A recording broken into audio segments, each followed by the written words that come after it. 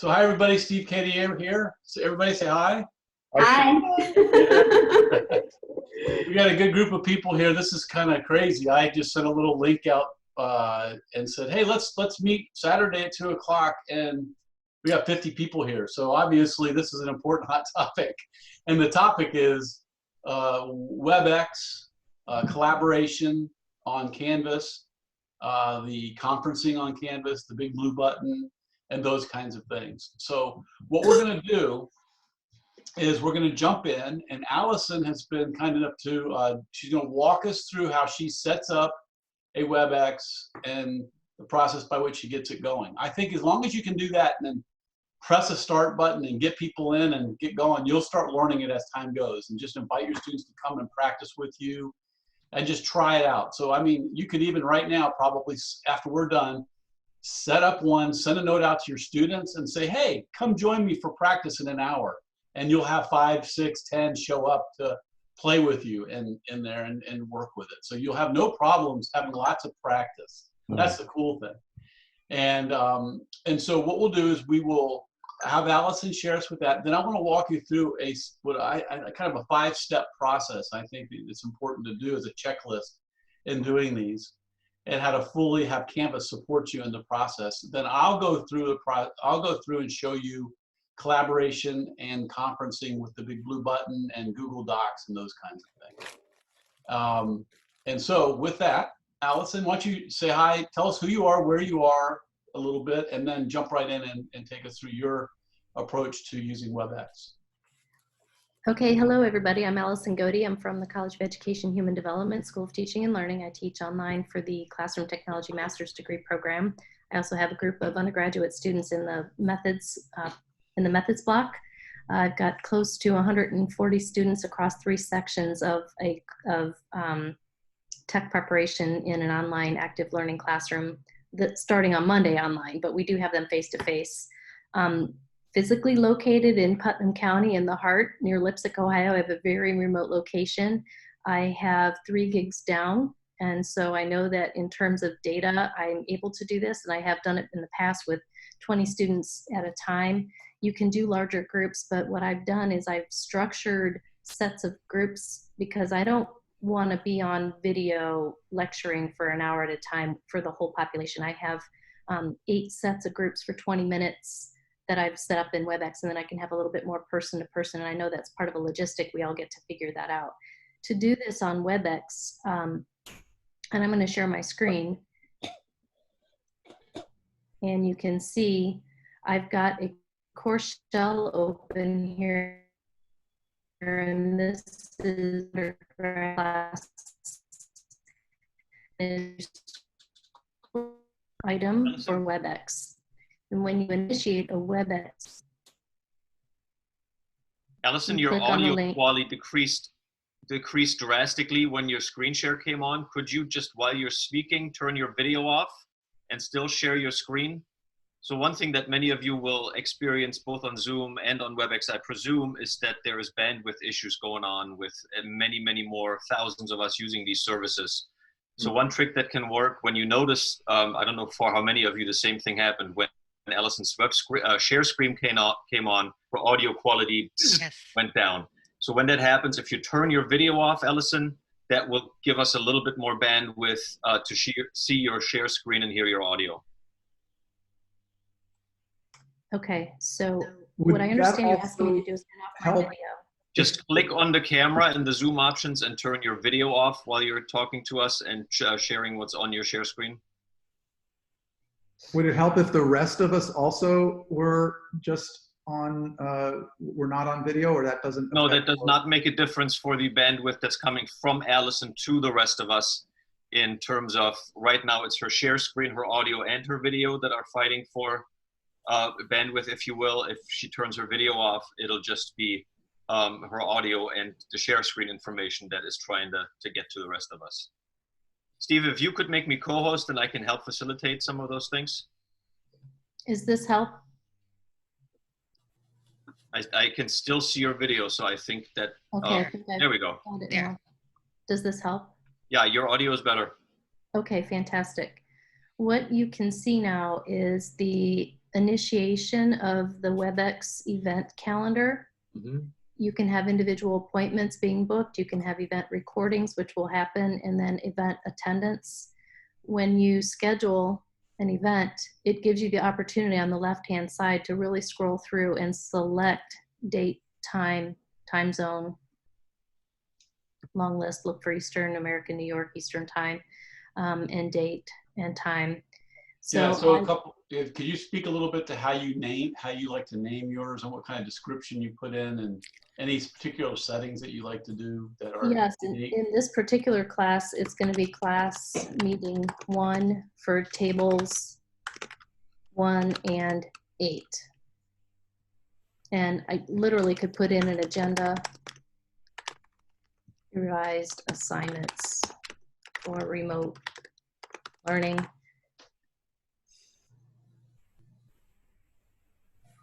And then show up with the,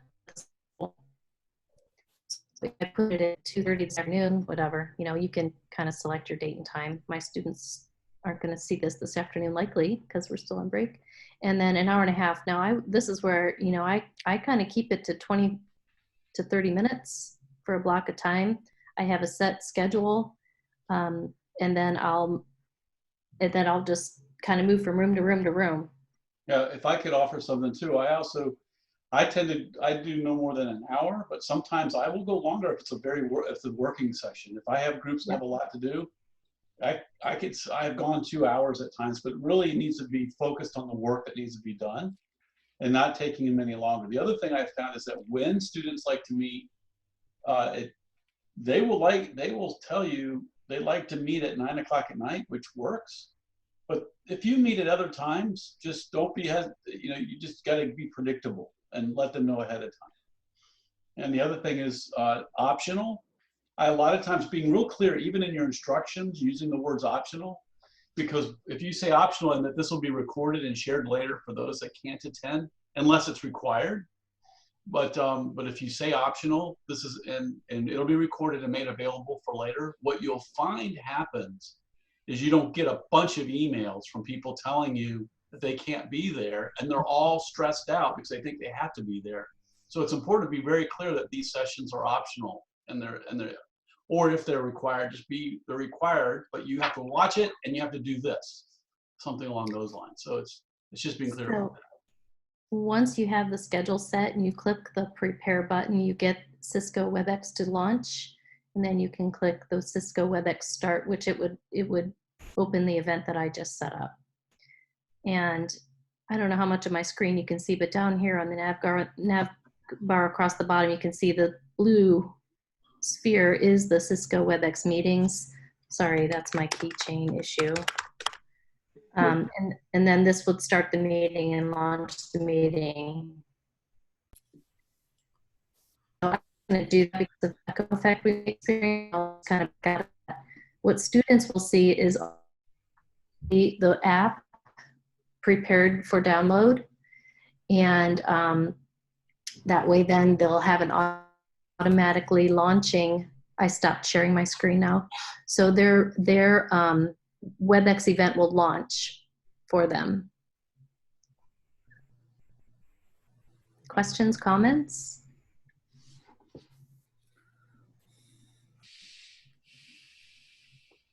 So how do you record something so that people can watch it asynchronously, I guess is my question.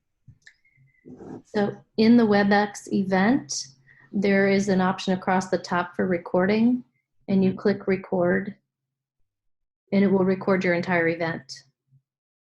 Once the event has completed, it stops and gives you an option to download the MP4, which also then has transcription available automatically. And that's a really nice feature. You can actually review this transcription for accuracy and click into the panel on the right to see that the transcribing is, especially if you have made mention of a unique terms that's critical to your concept, you need to kind of browse through the text and content to be sure that the words are represented accurately. So somebody could do a lecture and they would just be their face on the screen talking, And it would all be recorded for later consumption. Correct. Okay. And then that video recording then can be uploaded into your Canvas shell for students who need to watch it asynchronously at a later time. Okay. However, we're not quite into our classes full blown yet. And what I'm hearing is that the backlog for timing it's about a 12-hour download time in queue, just because of the volumes. Okay. Yeah, so I'm a big fan of if you have and also the other option is to record to your computer. Can you record to your computer, Allison? I can record to my computer using just Screencastify or something along those lines. But it's not built in to give you that option. Oh, you're talking about just screen recording? Yes, I can. On screen, on the web, you're talking about the Webex. I was kind of following on that. Yes. Can the Webex be set to, because you were talking about, say more about what you were talking about in terms of getting the recording available for later watching. Right. So if you're recording inside Webex, Webex will prepare your recording for you. Right. And it takes a while. Will Webex record to the computer so you have immediate access to the file? I haven't used that setting, but if that's something you've experienced, then yes. Yeah, because if it does, like we got to check. But if it does, and if you get it to your computer, because right now the cloud is very slow. Yeah.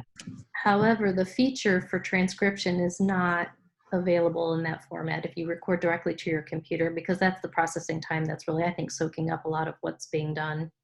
Right. So hi everyone.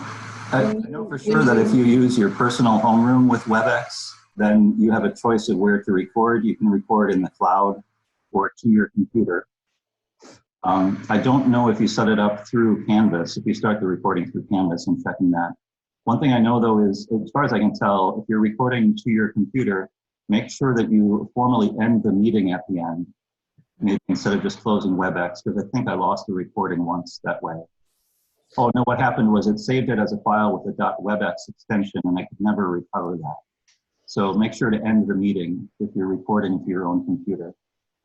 But like Allison is saying, it doesn't provide the transcript that way, so then you would want to take that MP4 file that's saved to your own computer, presumably, and upload it to YouTube. And then YouTube, after a while, will add closed captioning in a transcript.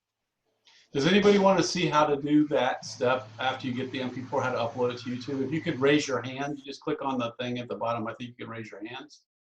Is there a button, Teo, and isn't this give people an opportunity to raise their hands or no? Yes, in their participant panel, they can, if you click on participants in your Zoom options across the bottom, next to the share screen option, there is a participants option, and that allows you to raise your hands. I just saw Iham's hand go up. Yeah, okay, so people want to see it. I just want to see if people want to. Okay, so there's two options that Allison shared. One option that Allison shared was that Webex will record it to the cloud and then give you the link to make it available. One of the challenges I've seen is that it's only available for like, I think 15 days. There's a limited amount of time it will sit at Webex, so you have to download it anyway. If you download it and you want to keep it for over time, what I do, I'm going to share with you a couple of things that I do. Pulling up one of my classes here, the 3050 class. One of the things that I do is I'm sharing my screen. So what I do is for my class, I hit under modules. The way I have it set up is I have up at the very top course videos, and then I create two playlists at YouTube that are unlisted playlists. One is for instructional videos. So anything, all my formal instructional videos for how to do a discussion board or how to complete an assignment. I do a little video for every one of the assignments. I put that there. And then for webinar recordings, I put there. So that when you click on that, right click on this and go over, you can open up and go into here and they can see the class sessions that we've held so far with my classes for my online class. And so you have that here. You can also share the link. You can right here share a link to the playlist on Canvas. So I copy that, Ah. go back to after I copy the playlist. So you see there I copied it. It's listed as let's see here. I'm trying to look here where I have it unlisted right here. You see that unlisted? Public for anyone to see, unlisted or private. So I have it as unlisted. And then I click the share button, get the link, go like that, go into modules. I create this here, I create plus.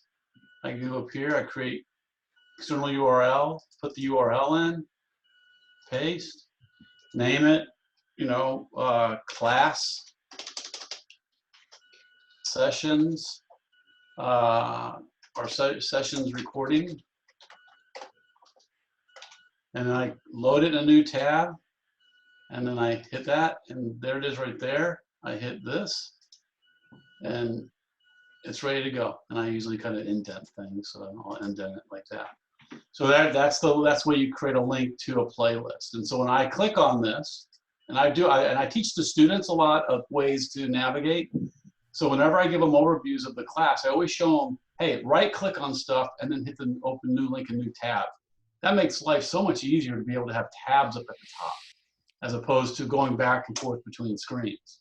So opening them up like that. Then you go up here, and then they're in the playlist. So now that you're in here, and I'm going to go delete this out. One of the things that you have with the recordings, the videos, is when they're in, when students watch them, they have closed captioning. It does it for you as well. It transcribes it and makes it available for students to have the closed captioning. And so then you got the video there. So I'll have, like I said, I'll have two links, one to all the class sessions and one to all instructions. So students, when they come into the instruction one, they can say, what was that instructions for doing X? They can come in here and they can see all the different instructional videos for the class. And just kind of click through them and find it as they need it. So it gives them multiple ways to find the information that they have. Now that you have done your MP4 and you have a different MP4, maybe for whatever it is you want to upload it, all you do is when you're in your library, wherever you're in, the upper right here is create a video and upload a video. And here you can select a file and you and so here's a Zoom meeting right here. So I uploaded it to my computer, and this is, I don't know which one this is. This is the 317. So that's one from a couple of days ago. I already put that one up, so I might go back here and go to the, that's it. No, there's 3. Take that one there. So I haven't uploaded it yet. And I'm going to click on Zoom here. And I'm going to say, open that. And so now it's uploading it. And then I go in here and I believe this was from, let's see, I believe this was from Thursday. So it might be Thursday. So it might be, I'll say, session. And I might put the date in there even though it shows the date. I might say, March 21 and so forth. And then I put a description in here, and I put a test, and then I put in playlist, and I want to put this in my playlist. So I'm going to put this in the, where's my playlist here for class? It's up at the top. It must be, where'd it go? Well, I'll just put it here in the instruction, in the live session recordings for that, put it in that playlist. And then, so it's in the playlist, it's there, and then I hit next. And then is it for kids? No, it's not for kids. It doesn't do anything. If you just say yes, it's for kids, it just means you're making a YouTube video. If it's not for kids, doesn't mean there's anything inappropriate for kids. You're just not designed, this is not being made for kids. It's like, because they have a whole kids channel and stuff like that. So I say, no, it's not for kids, and I go to the next. And then all of this is really part of the meta tagging that goes along with the video. So if, let's say, parents are searching for something for kids, if it's not tagged as a kid feature, it won't become part of the piles of videos that show up for kids. Right. And because your playlist, if you're making it, making the playlist unlisted, it doesn't get into the search for people and so forth. So that's an important thing, is make sure your videos are unlisted unless you want them to be viewed by anybody that can find them. Then you go to the next here. I go here to unlisted, like I just mentioned. Make sure it's unlisted. And you got the link there. And so I will copy the link and save. And there we go. So it's now going through a process of uploading. Now, when I'm back in class, and there's a couple things that they think is important. One, I really strongly recommend only communicating with students through inbox here, and announcements and calendar, and then your video conferencing and stuff like that. But in terms of documented communications, I keep it to inbox, announcements, and calendar. Inbox is for email type communication. Announcements are for one-way communication, mainly that people can reply to the announcement if you want them to. So sometimes you can have a conversation around an announcement if you want, but generally it's an announcement to the whole class. And what you can grab and click on announcements, and you can queue it up, and you can go in there, and then you type in, class recorded session.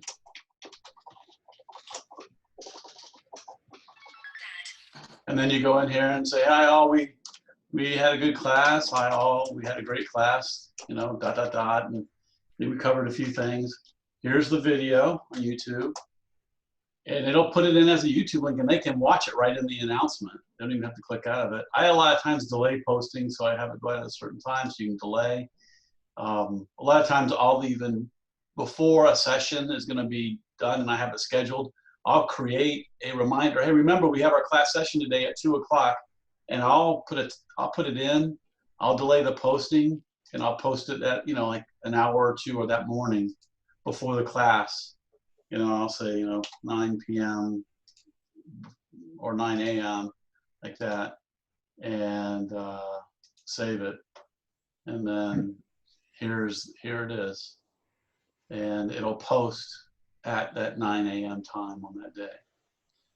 And once it's processed and ready to go, when they click on it, it'll play right there. And so when you go to the home button, what you'll find is you'll have an announcement. You see here, I said 9 o'clock this morning. If I had said 9 o'clock tomorrow morning, or 5 o'clock today, it wouldn't be up here showing. But right now, you're seeing I have it set so that they can see the 5 most recent announcements. And this is the one on the class recorded session. So now, the only other thing I would say is that prior to a session, you can use the announcements to remind people of the session.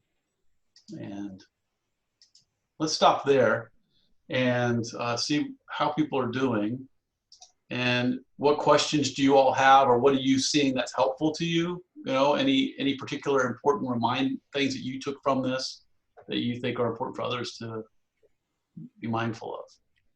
I just wanted to make sure that everyone is aware that several of you are using the chat to ask questions, and you're helping each other wonderfully in answering them. Those of you that have some familiarity, if you are new to Zoom, you haven't gotten to the chat yet, there's a speech bubble icon with 3 dots in the center of it toward the bottom of your Zoom screen, next to the share icon, which is like a green up arrow thing. So feel free to click on that chat icon and ask your questions, or help somebody who's asking one that you might know the answer to. Some folks are posting helpful video links to one, for example, setting up Webex in class meetings, another on Camtasia video, and uploading those to YouTube. So check out the chat. We'll try to save that and share it with you after the fact, but in real time you can interact there and ask your questions, and that gives us a track to maybe of things that we can address down the road. Yeah. For what it's worth, it would be useful to have that chat saved, because there's a lot of links in there that I may not be able to keep track of. So if you go, yes, and so what I'm going to do, and so what I've got created for us is if you go to www.tinyurl.com, you've seen it in some of the different communications I've sent out.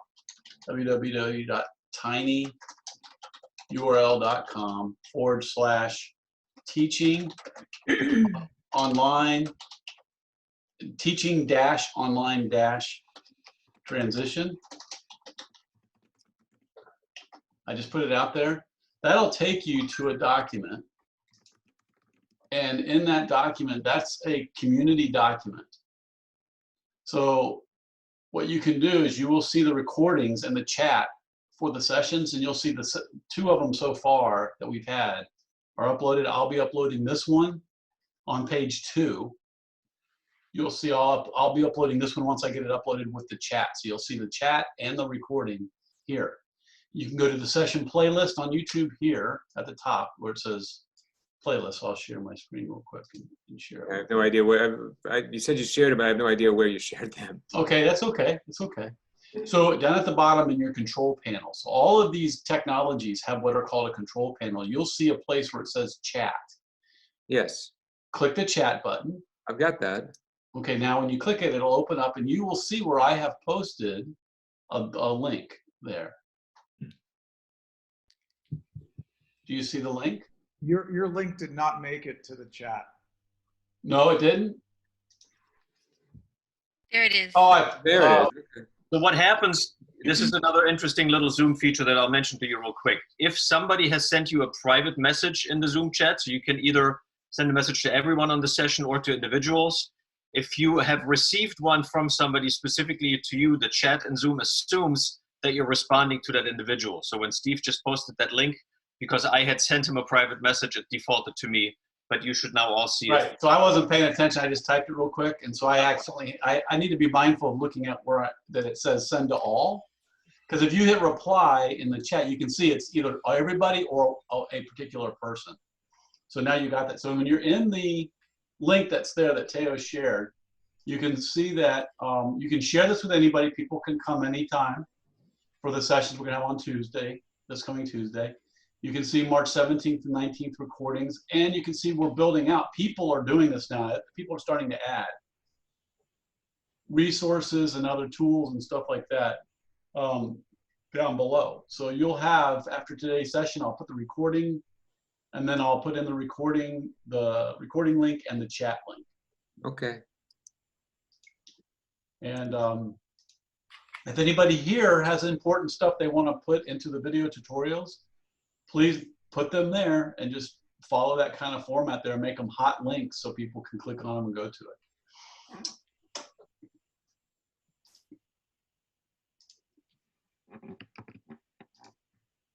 All right, so I'd love to pause, and if somebody could summarize what they heard, or somebody could share, I'd like to get a few of you all out there to share what are some of the things. I would put you in breakout groups and demonstrate that, but for some reason, my Zoom does not automatically do that. So this session does not allow me to do, oh, it does, wait, it does. All right, we're gonna do it. So for those of you that like to learn breakout rooms, we're gonna do breakout rooms real quick. And we have 51 people, so I'm gonna make it so that we have 5 people in a room.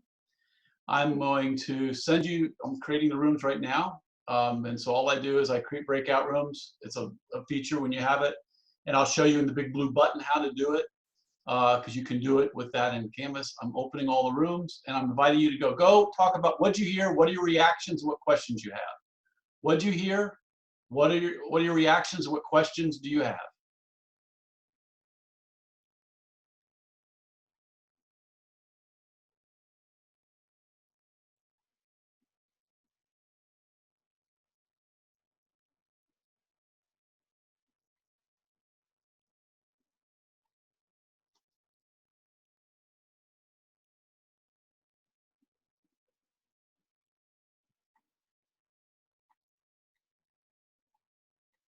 Yeah, for those of you that are here, just you'll see a little link on the front of your screen that popped up, and it says go to a room. If you don't want to do that, you want to just hang here with me, that's fine, and we can chat here. Just unmute and say hi, and let's chat. Otherwise, you can go to the room that's showing there.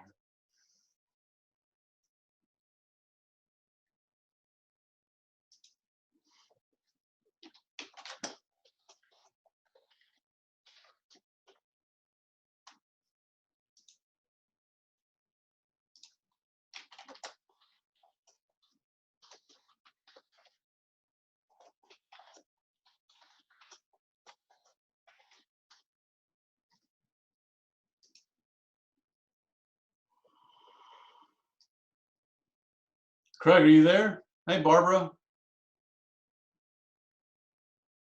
Hi, Steve. How's it going?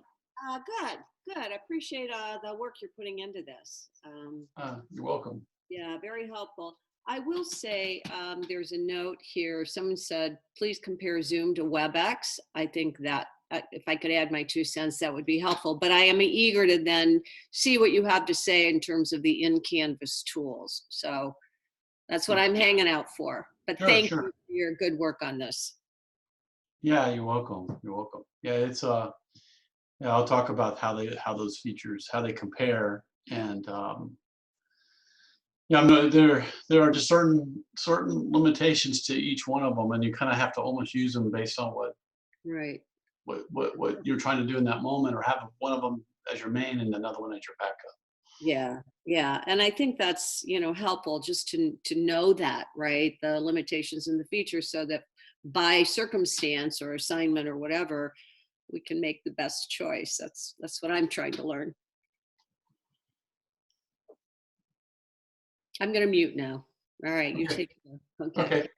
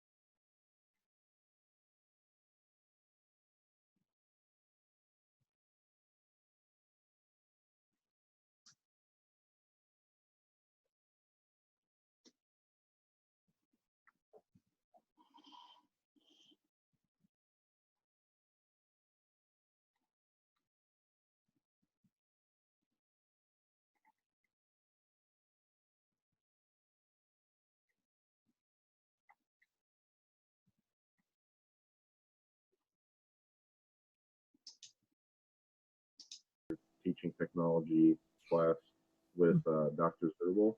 So I was fairly competent with all the technologies involved in like uploading YouTube videos, and that's probably what I plan on doing, and then using like our designated class times for like questions and having extended office hours, because it's different. Like it's not like in person where you can kind of gauge the students. So great. Well, yeah, it was Barbara and I were talking for a little while before other folks joined.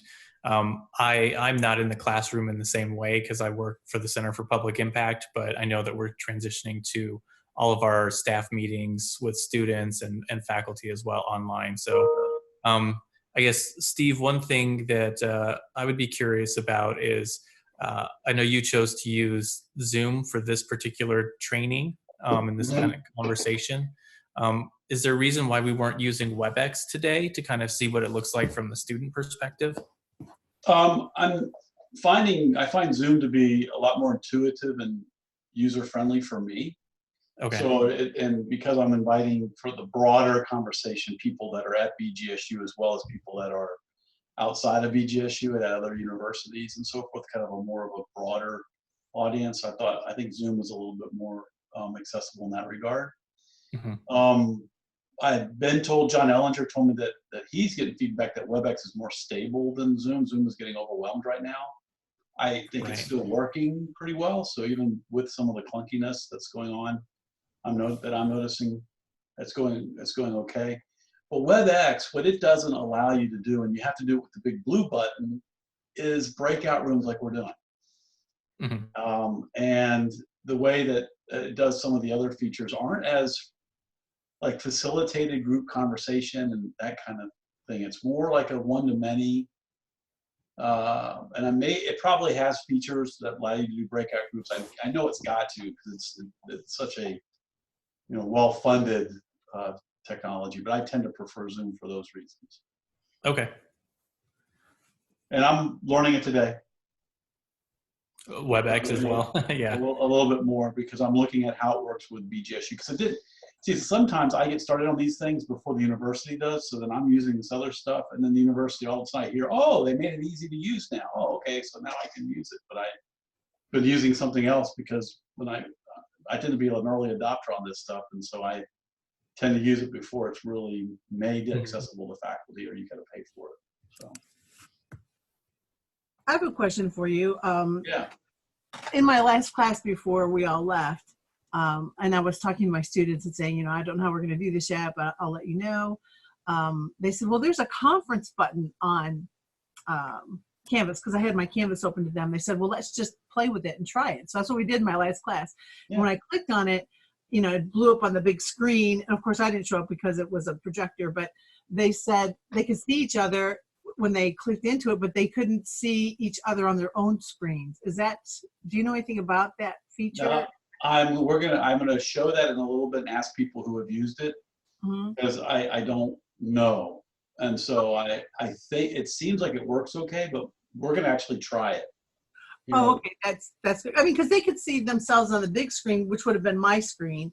And they said, well, wait a minute, we can see each other up there, but we can only see you on our screen. So they could, like here with Zoom, we can see everybody, right?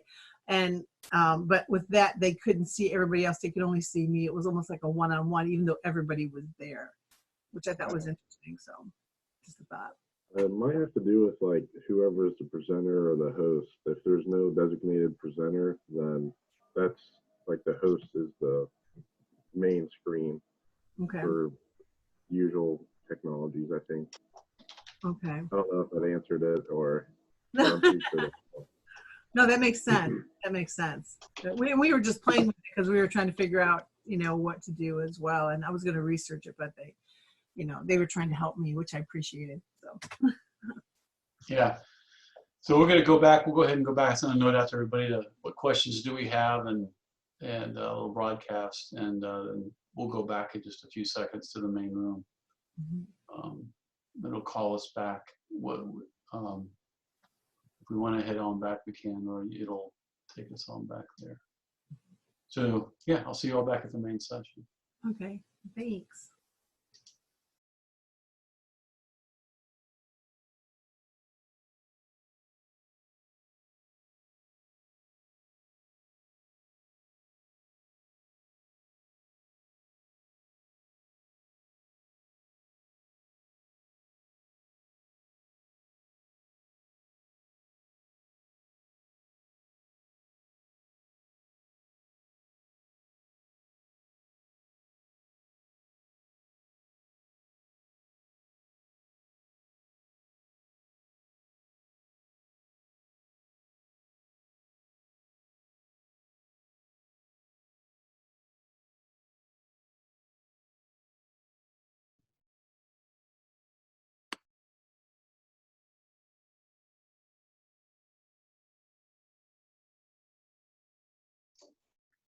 So hey everybody, so how'd it go?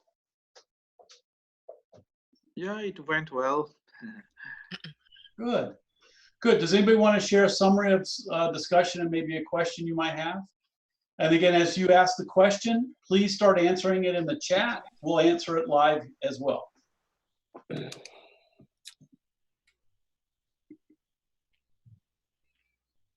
Hi, Amy. Why don't you? Hi. Hi. We had a question about whether or not breakout rooms could be used with the free version of Zoom, or if that's the paid version. Absolutely, yes. Okay, great. Excellent. I feel like I had, when I set up for breakout rooms when I'm using Zoom, I had to launch a 30-day free trial. And in the Zoom session that I used earlier without the free trial, I wasn't able to set up breakout rooms. Interesting. Okay. I have a question on the duration of any presentation. So previously I'd done Camtasia presentations no more than 15 minutes. I don't think people are going to watch more than that. What's the best guidance on that? What do you all think? In the chat room, could you all in the chat room answer that question? Pose the question and answer the question, because we'll keep that script. So somebody pose the question, start answering it. If you all can answer, that's great. And let's talk about it here. What do you all think?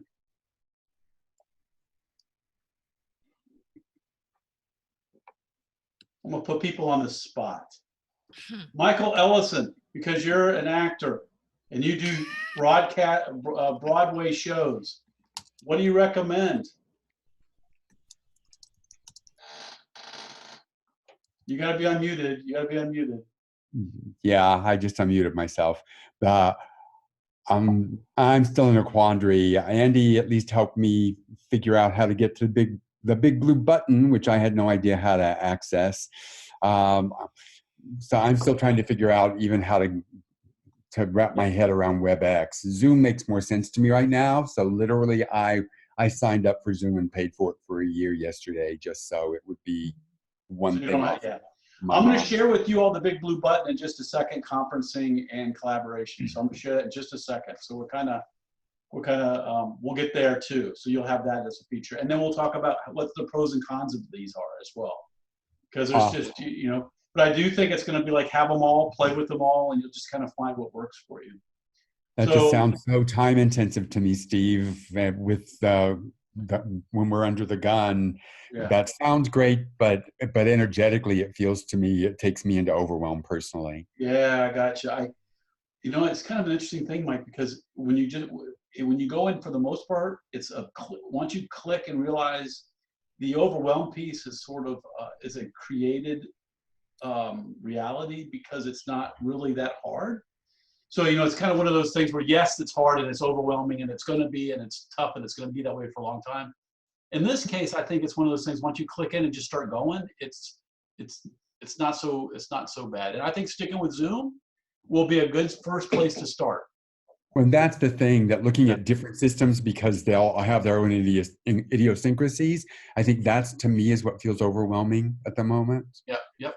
And how long is the session today going, Steve? Because I'm probably not going to be able to stay. We're going to be done in about 10 minutes, and you don't have to. And again, here's a good thing: it's recorded. I'll be posting it, so you can just say bye, and you got it, and you're good to go. No worries. No worries. Thank you. I'll mute myself now. I don't want to dominate this. So anybody have any other advice on length? I like 7 to 15 minutes. I think breaking them up is great. I think it just really depends on the topic. I think going longer is sometimes it's just taking the longer one, breaking into the shorter one. So I think it's really, I do agree. And the nice thing is you can break them up and sequence them in different ways. So that's the cool thing. And then people can choose to listen to all of it, or they can choose to listen to some of it. So Ellen, could you say more small groups in Zoom or small groups in the big blue button? Sorry, in Zoom. All right. You notice how to use them once we're as a user, but as a teacher, how do we set them up? Yeah, so I'm gonna play around here with this here. I'm gonna see if this will work. So there's my screen. Okay, and because it doesn't let me show, I don't think it lets me show the screen. And so if I'm here, I go down here and I have a little thing right there that says, it says there, breakout rooms. You see that? And across here I have record, chat, share, and so forth. This is my control. A lot more options as the host than we do as participants. Right. So then I click on that, and up pops this. And that is there. So now I'm going to recreate rooms, because I created them before. And I'm going to say I want to do 7 rooms, and it says you'll have 5 to 6. I want more people. I want 8 people in a room, so 5 rooms to do it. And so I recreate rooms, and boom, there's 1, 2, 3, 4, 5, 6, 7, 8. Now what I can do is I can move a person. I can take a person and I can move Allison to number 4 if I wanted. But then I can open all the rooms. When I click on that, up pops what you saw on your screen, which is join the room. And then I can send a message to all, just the same as I'm seeing here. I can send a message to everybody and say, hey, talk about this question. So you all saw possibly me say, what did you hear? What are your reactions? What questions do you have? And then I send another message, hey, I'm getting ready to close you all up in about a minute. And then, and Lawrence, the participants don't need to download Zoom. Thank you. They can They can just click on it, watch it directly. There are certain features, but it's not critical overall. So there's that, and then you can close it. When you close it, it sends everybody back to the main room. So that's how you do it. And I can create this and not use it right now and just keep it at that way. So Steve, there's that. Yeah. Can I ask a question about whether you can preset the breakout room for groups? Yes, you can. You can create, when you have the account, see, that's the only thing. So when you have the main account, you can create groups, pre-select everybody, set up your meeting, and have it be a reoccurring meeting where those groups meet again and again, over and over again. You can do that in the settings that you set up and design the room. However, you can do it on the fly, move people around. You can do it manually or however you want to do it on the fly too. Steve, can you do it in Webex? Not in the Webex we have, no. Oh, okay, I see. But so I think Webex does allow that feature in some of their technology because they have lots of technology. But what I will share with you now is let me share with you the big blue button and collaboration and stuff. So I'm going to share with you that. What was that question about what's not available for us but is available? The question you just answered, what was that? Oh, breakout rooms, WebEx and you know and that technology. I think that they have the technology. I just don't think we have access to it. I think who owns WebEx? Is it Cisco? Who owns it? Cisco. Cisco. Yeah, so I think Cisco's version of this Adobe stuff, I think, or WebEx, I think it allows for it. They just didn't put it into what we have, I think. I think there are some features that because you're using it through the university has to globally enable certain settings. Craig shared an earlier setting that the subtitles, it's not the right word, is now available, but it didn't used to. So there might be maybe lobbying the university to say, hey, make this feature set available. I don't know how that would work. So, all right, so in here, you have conferences down here, and you have collaborations. Do you all see these two? Yes. Down here. So I'm going to go, I created a room. I put almost all of you in it. I'll re-invite you because a lot more people showed up. So it's only, so I have another course I'm going to go to, which is the innovative teaching. I have a Canvas shell. You all will be invited to it. I invited a group when and there were like 40 people. We have some more. So you can go, you should have got, and you can come in. So we're in here. And if I go into collaborations or conferences, if I go into conferences here, and I have new conferences, and I can go in here, I can create a conference, and that's called the big blue button. I can do 60 minutes, and I can say enable recording, and I can put a description in, and then I can say invite all members, and I can update this. And so I have it. Now I can start it when I'm ready, and somebody can correct me. So I'm learning about this one here. But from what I see is if I want to schedule the conference, it's more I have a conference room that I can start. And so if I click start on this, it opens up, and now I'm in like a WebEx. And I'm not going to use, I'm going to join just using my phone. So click, if you go into this now, you all can come in here and we can like be in two places at once. But I'm just using my phone, and I can dial in and so forth. That way I'm not going to have a phone issue. I could turn off my video with you all. And I can click start recording. It tells me that I can select record button again and to pause. So I can say start recording, or I can say no, don't record. And then I can, if I say yes, I can click here and pause. Are you sure you want to pause? Yes, I've paused it. And I'm in, and it shows me over here. And some of you could go into that because I invited you all to this innovative teaching group.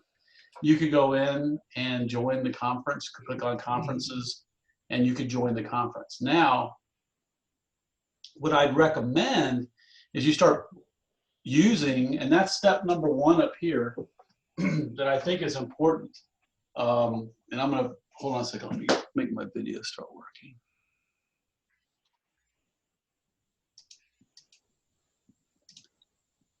So what I think is important, step one is set up the communication and coordination in your class by getting your students used to you looking at announcements. Get them used to using inbox for like email messaging, and the calendar. That way everybody's used to it. And how you do that is you get them to set the notifications.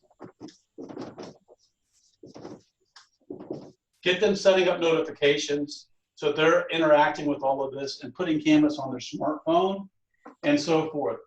That way you can put in that there's a conference in the calendar, so at the time it'll remind them. You can create an announcement and delay the announcement so it goes out and reminds them. It's on the calendar, a little announcement to remind them.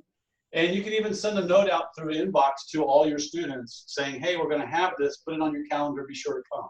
So you can get to them in a few different ways, and it's not hard. Once you put it here and put it in your announcements and time it, you can let it go. And then you can just send a quick note out to everybody, as long as they have their notifications done. But then once you set it up, yeah. Sorry, I didn't know if you could hear me. This is Annette Mahoney.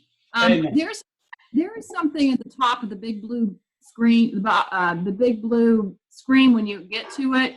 Says if there's more than 10 sessions going concurrently, they recommend you use some different platform. Like Zoom. Now, right here within the big blue button. Yep, yep. So is that really true? Yes. Yes. We will have problems if we're planning to use the big blue button and there's more than 10 concurrent sessions going? Yep. So people want this option. It may not be an issue, and they may expand within days so that there's no issue. So I bet ITS might do something there. I contacted my chair, who contacted the associate dean, who said, if your department wants to buy it, it's $12,000 for 5 additional licenses. For Big Blue Button. Is that, will the WebEx have the same problem, or is WebEx within Canvas like going to work? WebEx will work. You will not have these kinds of features that you see on my screen here, the chat, breakout rooms, polling. You won't have multi-user whiteboard and stuff like that. You won't have that those types of facilitation features, but WebEx will work. The other thing I'm nervous about. Go ahead. We tried, my class, the Wednesday of before spring break, the last time my class met, we tried the big blue button in class, and everybody got their phones out and everybody tried it, and it worked fine. And everybody was quite relieved to know exactly what to do and how to get to the big blue button. But then later I noticed, or they added this comment that you can only have 10 concurrent sessions going. So I just wondered if that's going to be, if that was a real problem, and it sounds like it is a real problem. The problem with Zoom is that it's free, but you only get 40 minutes. And if you want to have interactive sessions for more than 40 minutes, you have to pay for Zoom. Yep. Well, the other option, the other option real quick is just tell people to click on the link again at the end of 40 minutes, and you got another 40. So, so it is a bit of a pain, but it's not the end of the world, right? You know, they can at least do that if you want to keep the free version. Okay, well, thank you so much. This has been very, very helpful. I have to go now, but really terrific. Thank you very, very much. You're welcome. I want to say one more thing about the big blue button. This is Steve Kopich. On the left side of your screen, I have it on it's on my screen too. You want to, Steve? Do you want me to share? You want to share your screen? No, I'm looking at your screen. Okay. All right. On the left side of your screen, it says recordings are automatically deleted after 14 days. Right there. So if you, so if you're wanting to post these, you then have to, I don't even know if we can download them, or I don't know how that works. Because I just saw that today when you started sharing this. I'm like, oh, 14 days. That's not what I was hoping for. Right. So this free version of Big Blue Button might not be ideal. Right. And same with, we might end up paying out of our pocket for Zoom until we get reimbursed, or it gets figured out, or the university figures out what it wants to do. for like going back to Mike Ellison's point, he just went ahead and paid for a year's worth and it's working on Zoom. That's what I've done. It just removes my uncertainty. Hey, check. How much is it? What's that? How much is it, out of curiosity? You know, I'm gonna look right. I'll look right now. I want to say it's $12 if you pay for the whole year and $15 a month if you pay by month. So it's not a ton. Okay. Zoom plans and pricing right here. It's $15 a month. But if you pay for an annual, it goes down to $12 a month, I think. Okay, and then you can get small business and so forth. So this is the one that I have right now. 100 participants, 24 hours and user manager, 1 gigabyte of MP4 cloud recording, and so forth. So, Steve, I have a question. Yeah. If we decide to go with Webex, if I'm recalling correctly, there is a way to record those. Am I correct on that? Yep. Yep. What about storing them? Is that stored directly on Canvas? So, Allison, you want to talk a little bit? You spoke to that already. Could you elaborate on that? If you're still here? I don't think Allison, she may not still be here. Okay, so you'll see at the beginning of the recording when I repost it, but what Allison shared was it records to the cloud, you get a link, and you can use the link to share with your students. I believe you can download it, and if you download it, you can then upload it to YouTube. And I shared, I'm not sure if you saw that earlier. I did see that. Yeah, so you can upload it. I guess the most important question then is, what don't you get with Webex? You were showing the things that are available in Big Blue Button. So in order to make an informed decision, Webex will give you it'll give you the ability to have your class talking to each other and you talking to them. You don't get breakout rooms, and you don't get polling. You don't get some of those facilitated small group features and some other things like that. So in Webex, they can't see each other? Well, they can see each other. You can't put them in breakout rooms. Oh, okay. And you can't do polling and do some of these other things. And but you do have the basic features, and I think that's good. I think your class will still be connected, and Webex is stable, so I think it works well. Thank you. Yeah, you're welcome. So I would just add that I mean, the step process, and I'll just share this here with you all. Make sure you can see what I'm getting ready. So what I said was here, make sure you use these features here to communicate with your students. Then you create your session.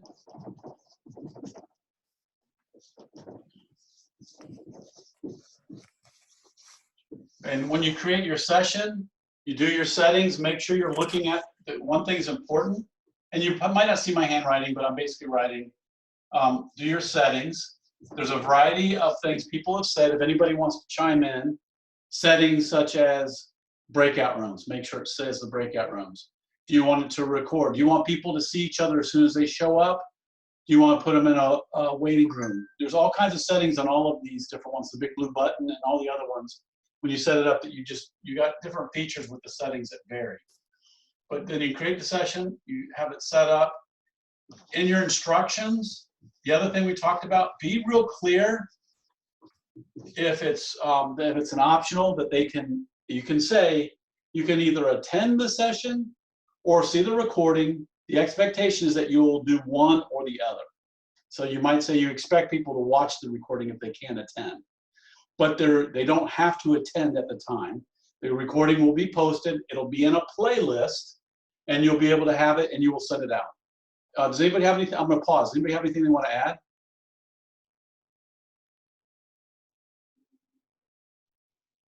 Okay, so you got the settings, you got in your instructions, be clear about what it is, what the topic is, how long it is, and be clear about it's optional and it'll be recorded and so forth.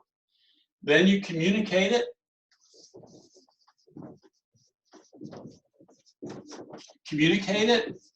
and that means that you're using inbox and calendar and to send out or an announcement.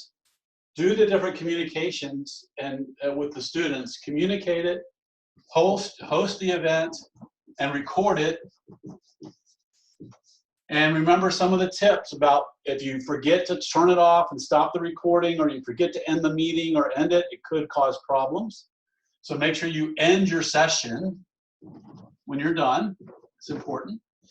Then what you want to do is make the upload the recording, share it, and there's different ways that you will be uploading it. Sometimes it's a link and you'll just use the link that's provided, but you remember you can lose it. So it might be better to download it and re-upload the video to a YouTube playlist and then share that link with everybody.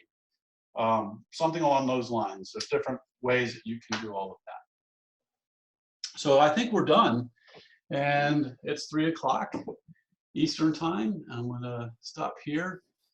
So any questions, comments, or reactions as we wrap up? Okay, bye. Hi, Katie. Yeah. Oh, Ken, in Japan. So. Hey, Ken. Hi. I'm going to ask you a very basic question about how to manage a breakout room when I use a Zoom chatting room, Zoom breakout room. So one thing I want to ask you is how to manage each group Okay. when I break up a room. So Yeah. can I do that? Yeah. So I think you can go and drop into each room. So let's say you got a couple of features. You can put everybody into rooms, and then they could be teams, and you could pre-set them up as teams. And so the teams might go to their rooms, and they're going to work on something. So they're working, and maybe it's a working session where they're going to go work for a half hour, or an hour.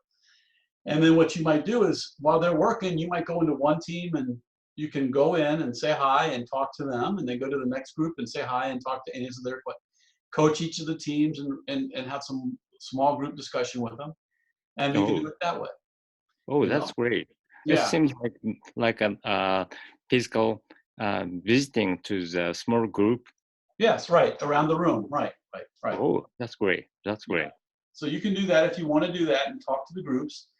The other thing you can do is just give them you can say, go and what did you hear? What are your reactions and what questions you have? Those are my 3 favorite ways of getting a debrief, kind of a pair and share way of saying is, what did you hear? What are your reactions and what questions do you have?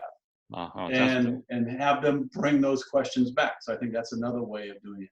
Sometimes it's giving them a problem, go solve it, have them come back and see who gets the, what their answers are. Oh, that's great. Yeah, thank you. What I didn't touch base on, and I guess we'll touch base on another time, is the collaboration button. But it's essentially the collaboration button that enables you to share a Google Doc. So I forgot to mention that there, and I'll share that at a later time. But you can play with that, and you'll see you have a Google account. You just enable it to activate it, then you get a Google Doc, and then that document becomes something that everybody can type into, essentially. And that's I'll put some resources in the on our community document for you all on that. Anybody have any other comments or reactions or questions as we wrap up? Can you set up breakout groups with collaboration as well? In the big blue button, yes, I believe. No. In collaborations, the one you just talked about, where you get a Google You can set up Doc? groups. Yeah, you can set up groups. Yes, from what I saw. So I'll show you here. I'll share and I'll show you what that looks like. So when I go in here, and if I go to collaborations here, I can come in here, I can create a name said, I can create groups right there. And I can grab, if I have groups pre-created, I can grab a group drop it in and create a document just for that group. And then they start collaborating and it'll create another one. I don't And have where do you create your groups? in people, you go people here. And I think you would create your groups here. And I believe that's how that would work is once you create groups there and you come in here, it might be, let me see, I don't believe, and I'm still learning. Somebody else may have an answer, but you can see Google Docs there. And I've done it where I've done a test document. And then I put these first few people in there and I put this here, start collaborating. And now they get a document in Google that they can start typing into, and they're all able to type into it as a group. And where does this get saved in your own? In your Google Drive, where you connect it to your Google account. Right, but my Google account is different from my BGSU account. It'll ask you to put what Google account do you want to use when you start it for the first time. So you can make a BGSU email as a Google account. You know that. So you can make one, and then you make that one the one you use for this. You could do that. Yeah, I use Google Docs a lot, but I didn't realize collaboration connected with it. So that's nice. Yeah. So let's go ahead and wrap up for today. A lot of people will meet back again tomorrow for those that want to chat and learn and share what they've learned and ask questions. Any closing comments or questions? You're welcome, Arena. Thanks, Steve. Yeah, thank you. By the way, Thank you so much, Steve. Will the tomorrow session be very similar to today's? I think we'll start tomorrow and just say what questions do people have, and maybe go right to breakout rooms and say we had the session today and here's the recording and this is what we went over. Put people in breakout rooms to immediately go right to what's going on, what do you need help with? And maybe what we'll do is we could actually organize groups around, I could do what's called an open space technique, where people are able to organize around a series of questions, and we'll do it live, and I'll just put people, and I think people can sign up and jump into rooms, and we'll work on topics or something like that. We had a question in my breakout group. Is there any reason you chose Zoom to teach us about Webex?